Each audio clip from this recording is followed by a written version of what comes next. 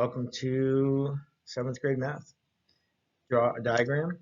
I dropped a ball from a height of 12 feet. It hits the ground and bounces up half as high as it fell. This is true for each successive bounce. Your mission is to draw a diagram to find the height of the ball reaches after the fourth bounce. So understand the question. You know the ball is dropped from a height of 12 feet. It bounces up half as high as it falls. Plan, we're going to draw a diagram to show the height of the ball after each bounce and to solve it. So there's the ball. We dropped 12 feet, and it bounces back to a height of 6 feet. Then it bounces to a height of 3 feet, and then to 1.5 feet, and then to 3/4 feet. The ball reaches a height of 3/4 feet after the fourth bounce. We can check this. Start at 12 feet, multiply by 1/2 for each bounce. 12 times 1/2 times 1/2 times 1/2 times 1/2 times 1/2 equals 12/16, which simplifies to 3/4. So the solution is correct. Scaffolding questions. What are some examples of diagrams that you use in everyday life? Instructions for assembling a toy. Map of a store's layout. Instructions for using a DVD player.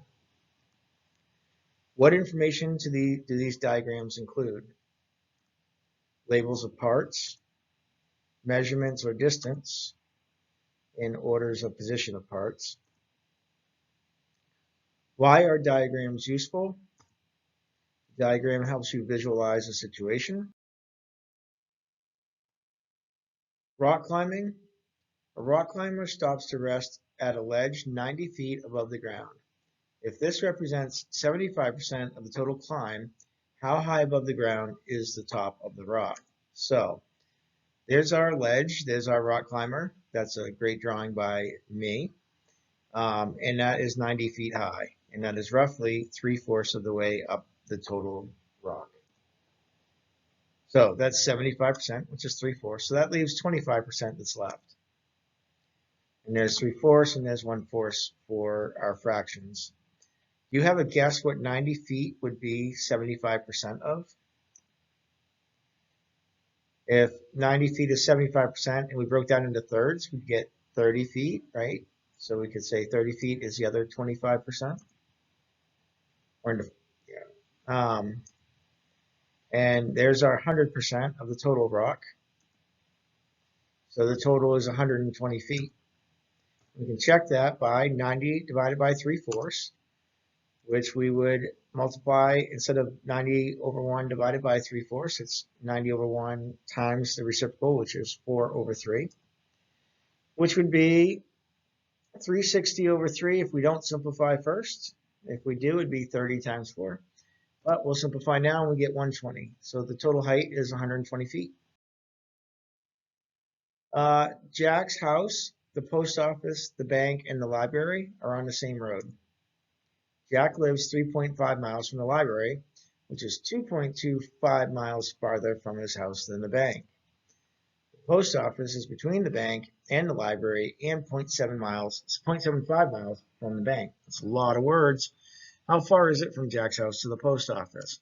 So now that we've read them all, let's read them and draw a diagram. So Jack lives 3.5 miles from the library. There's the library. There's Jack's house, 3.5 miles. Jack's house is the library is 2.25 miles farther from his house than the bank. So there's the bank, and it's 2.25 miles from the bank to the library. And the post office is between the bank and the library and 0.75 miles from the bank. So there's the post office, which is between the library and the bank, and 0.75 miles from the bank. How far is it from Jack's house to the post office? And how can we solve this? So we know it's 3.5 miles from Jack's house to the library, and we know that the bank is 2.25 miles from the library. So we can subtract 2.25 from 3.5, and we get 1.25, which is the mileage from Jack's house to the bank. which is illustrated there. And then we can add the 1.25 plus the 0.75 distance from the bank to the post office, and we get 2. And that illustrates that. Review our problem-solving techniques. 1 is guess and check. We make a guess until you find an answer that makes sense for the problem. Check your guesses by doing the math.